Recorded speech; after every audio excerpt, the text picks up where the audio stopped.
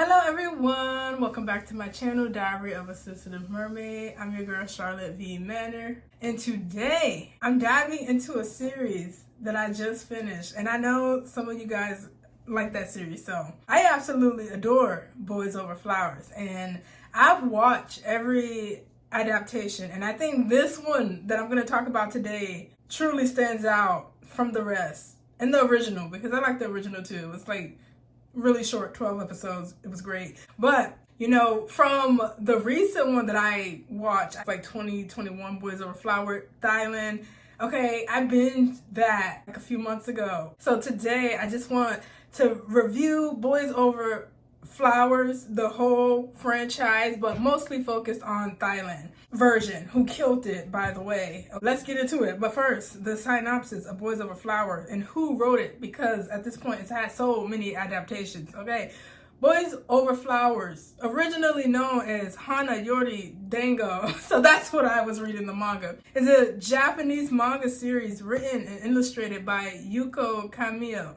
So that's the author. She's a woman, and the story takes place in like a fictional academy. So I'm not gonna say the name because depending on the adaptation, the school changes, okay? But no matter the adaptation, the school is gonna be an elite academy filled with like rich family, and a girl, and her name changes in every adaptation. So I believe for the Thailand one, her name is Goya, and so Thyme, which I hated this name, but Thyme is the one for the Thailand version, but it kind of grew on me. So it's so many adaptations. I'm like, actually, how am I going to do this? So some background information. The series Boys Over Flowers was serialized back in like October 1992, and I believe it went on to January 2004. So shout out to her. So the story's about an average girl. Okay, she's kind of poor compared to everyone at this academy that she's gonna get into. And at the academy, there are 4 rich men who rule over the entire school. And this middle class girl comes to the school and she realizes F4 runs the school, mostly because the 4 guys are tied to like politicians, the mafia, billionaire company, and royalty, I believe. But the leader of it is tied to his mom, who runs like this huge business. So this is what the Thailand version looks like. So I'm here for this art too. So this is what the F4 Thailand version looks like. So I binged that like a few months ago, and it was worth every second, because I don't usually binge them before. And then there's this version right here, which I'm sure you guys recognize that one. This was funny and comical, and the bullying in this version was like extremely over the top. But I like this version too. I can never like finish the whole thing though. And the wigs in this version was horrendous. Oh my god. And then there's the original version, which I also like because I believe it was 12 episodes. But I'm not gonna just be here showing photos of all of them. Let me just tell you what I liked about it, because I know it's controversial too, so let me say some of the controversial stuff before I just talk about how I love the show. Forget to give cons, and then people say, wow, you make it sound like that show is not about a toxic group of boys bullying a poor girl who eventually the leader of the rich guys falls in love with her, and yeah. So what people hate about this show is clearly the power dynamic. In this version, Thyme is the leader of F4, and then there is Goya, who was played by Tawan. I don't know, but I like her. She was a pretty good actress. Okay, I found her Instagram, and she's very active on there, and I'm like, wow. Clearly that show made her a star. But anyway, so Goya plays the poor girl, and then Thyme plays the leader of F4, the richest, by the way. And then there's Ren, who is the nerdy one, I believe. And then there's Kevin, who is the suave, sophisticated playboy. And then there's MJ. I'm pretty sure that was the mafia guy. Okay, so this would be Goya, the heroine, and then Thyme, the leader. This was Calvin, and then MJ, mafia guy, and then I believe this guy is the best friend. And he may be Ren. Yeah, he was Ren. So yeah, now you have the cast. Some of the controversy surrounding this is how toxic and abusive the relationship is between Thyme and Goya. So the male lead and the female lead, people seem to hate that he's super rich and can just flex and at any moment take away anything that he's given her. And he gives her a lot throughout the show, but of course he taketh away the minute, rumors spread. And yeah, okay, actually you guys have a point in these comments. Okay, these tropes are tried and true. So I have a thing for rich guy, poor girl tropes. And also just villain, ex, good girl. Like, I do like that thing, but I can see how some of this is off-putting to the people because they're really dragging it here. What else we got? This show is so toxic. Anyone who likes it is just have a fond spot for it. So yeah, a lot of people think the male lead is toxic, his friends are followers, and let him break the law constantly. Well, that's pretty sure they explained that that's just the culture over there. The rich rule and everybody has to eat grass.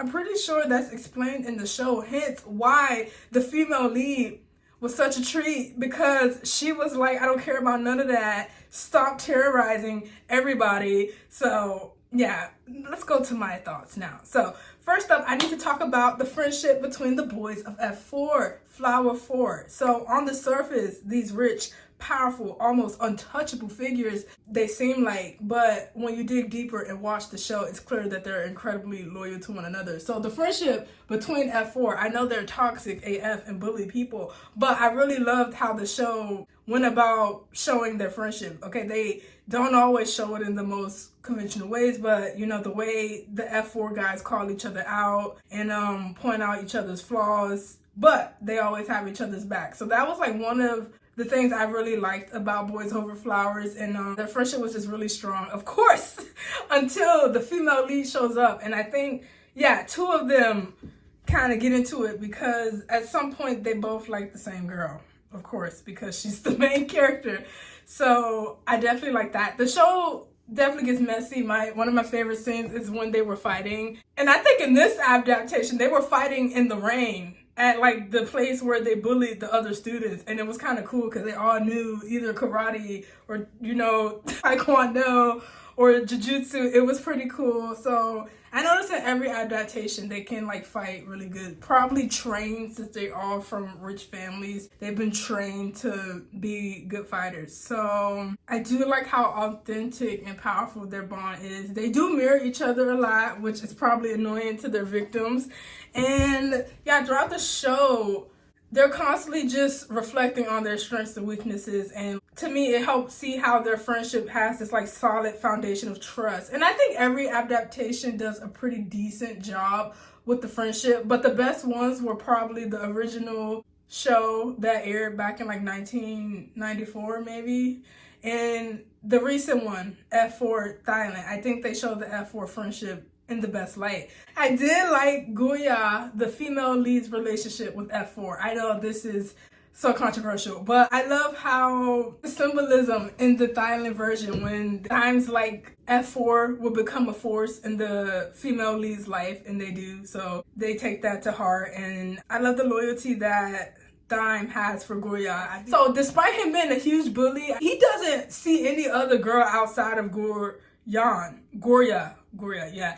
So when he realizes he likes her, I like that the show revolves around his like for her. Granted, he's toxic AF and handles his like for her in the most disturbing ways. Like, I hated in the Thailand version how they were trying to set her school bike or motorcycle on fire. That part was crazy. And yeah, the bullying over there is next level if that was based on real life stuff, because they were throwing food at her, stalking her, kidnapping her, setting her stuff on fire, stealing her stuff. And then there was one point that I actually get this part. If you think Thyme is toxic, but I think in this version, they say he was not trying to get her SA. So there is a scene where he tells some guys to go handle her. And in their head, they thought handle meant SA her, like abuse her sexually. And good thing that the second lead, Ren, was there to stop that. And this happens in every season. Ren is, because it's from the original. Ren, the second lead, because his name changes too. The second lead was there to stop that. Of course, at that time, he doesn't like her. So also, I kind of have a theory. He starts liking the female lead of Boys Over Flowers every time after Doming Sai Ahmed Thyme, or the male lead of the leader of Boys Over Flowers. I feel like he always developed feelings after he realizes the leader did. Or do you guys think it's the reverse? Because I think the leader of F4 definitely liked her first, because he liked someone else entirely until he didn't. But I don't know, I kind of get the love triangle where some people are like, they prefer her with the best friend who he became kinder at some point, the second male lead. But I didn't really care, because in every adaptation, he liked someone else. And I think the someone else is the leader of F4, the leader of F4's sister. I just don't like when guys get rejected and then they like someone else. So that's the vibe I got from the second male lead. In Thailand version, his name is Ren. So what I got out of that is, like, you get rejected by Thyme, or the leader F4's sister, and then you realize that you like the female lead. When Thyme, the leader, realized that the moment he got kicked in the face. So that by the female lead. So anyway, I do like how once they get through all the drama, the female lead, Goya, is able to like befriend the whole F4 group. Granted, they were already interested in her when the leader became interested in her. So that is a true point. Do y'all think any of them would have ever took notice of the female lead if she never confronted the leader and told him to stop being a douchebag bully? So, I mean, that's a valid point. Would they give a damn if Doming Sai, aka Thyme, never was checking for her? So Goya's relationship with the girls, there's not really much in terms of the female friendships in the show. Like, the female lead gets betrayed by a few women in the show, because I think one of the girls liked Thyme, the leader of F4. So she was willing to betray the female lead to get at him, and she committed a crime to do so. But female friendships, like, you could tell out the gate, a lot of them were like fickle, and mostly because of her association with F4. But there was one girl who I really think was a really good friend to Goya. The female characters are cool. I just feel like they're kind of there. Also, her boss changes in every adaptation. Why did they get rid of the girl from the original Boys Over Flower? Her boss was like, she would dress like a geisha and then would tell love stories about men she dated, but she didn't really date. They were just famous men that she dated. I wonder why they got rid of that one. Because in the Thailand version, they have a zesty man, and he sells flowers, I believe. But he's cool too. He's funny, but he's so extra. Like, he's like the gay best friend type of characters. But I kind of preferred the original, the lady who went on these tyrants about her love story. Also, I like her too because her and MJ could have had a thing if she was carried over from that version to this version. But I digress. I guess they was like, we gotta completely focus on the female and male lead. So yeah, I guess I get that. Other things I liked about the series, I usually hate the memory loss trope, but I think Thailand Boys Over Flower did it really well.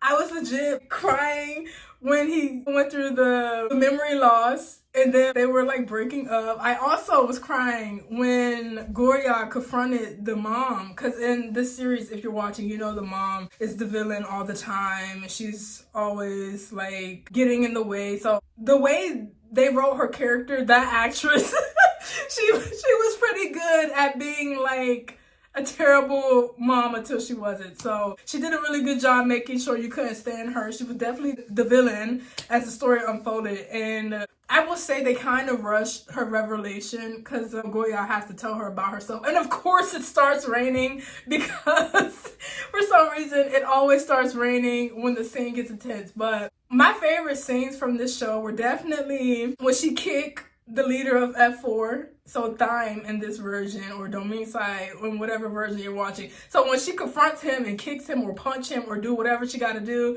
to put him in his place, one of my favorite scenes. After that, my favorite scenes would be like, depending on what happens when they go on their date, they get trapped in like the elevator or something, depending on where you watch. I think in the original, they got trapped in the elevator. In this one, they may have gotten trapped in a stairwell. So yeah, either way, they make the scene really good when they do the date that ended up having them trapped. I also like the moment where the female lead broke up with the leader of F4, and he was like, is someone paying you to do this? Like, why are you doing this? You know I love you, girl. So that part, you know, that was good too. So I like that scene. That's 3 so far. The 4th scene is when she confronts the mom and they have that intense dialogue, and the mom is like, I just want him to be happy and run this this company. And then the girl's like, girl, he don't even want to run that company. He's just doing it because he loves you. And you're so silly. You think that he's doing it because he loves the company. No, he loves you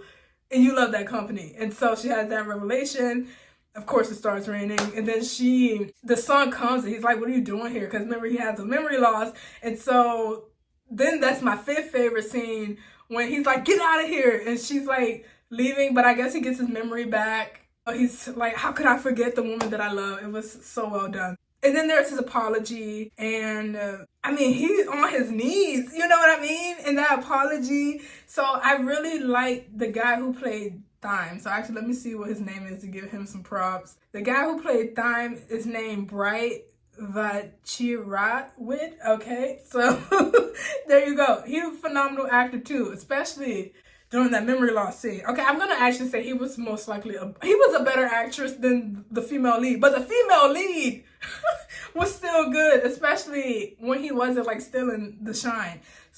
I think he came a long way. Thyme, the leader of F4, he starts off as a complete monster, and we know why. He's literally just living a life that he has to cope by bullying people because his mom is like very overbearing. But again, that still doesn't give you a reason to bully people just because you can't stand up to your mom. So I do get the people who are like, nope, still toxic, don't care that he stopped bullying people. He ruined so many lives. At least in the Thailand version, he reaches out to the people he bullied and apologizes and tries to help them in a few ways, because you know that stuff catches up to him. Like, I believe him and Goya get kidnapped because of something the leader of F4 did, Thyme.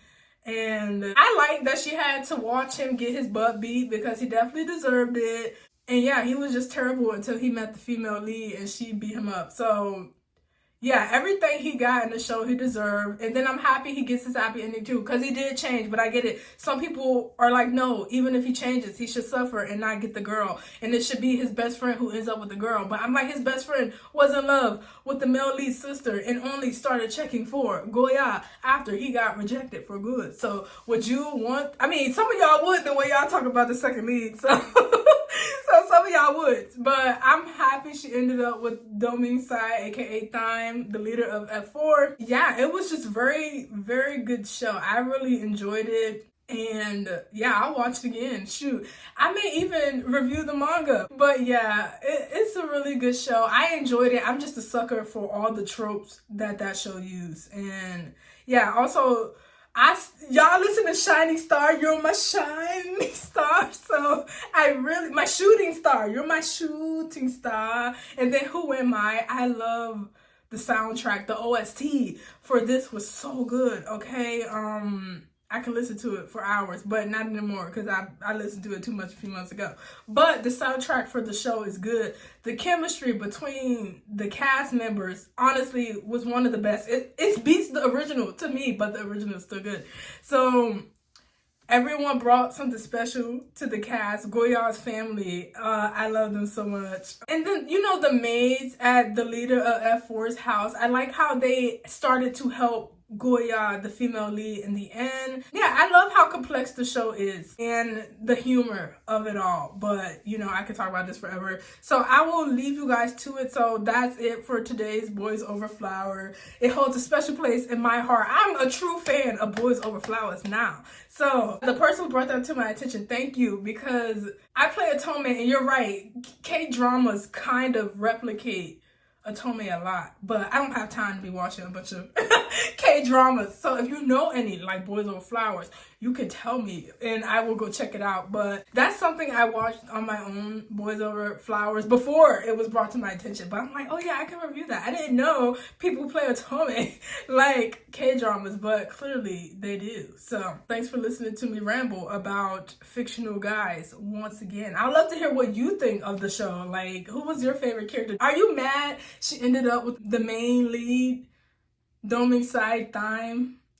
Or would you have preferred she ended up with like Ren, the second male lead? Even though it definitely would have been a rebound. But hey, okay, like I said, I really liked how once he fell for Goya, he was all about Goya. Some people might say that is, stalkerish, but, only in fiction can we literally let these men express how much they are obsessed with the woman that they love. But again, I'm going on a rant again. So thanks for watching. Again, I'm your girl, Charlotte V. Manor, aka Aquarius, and I will see you all in the next video.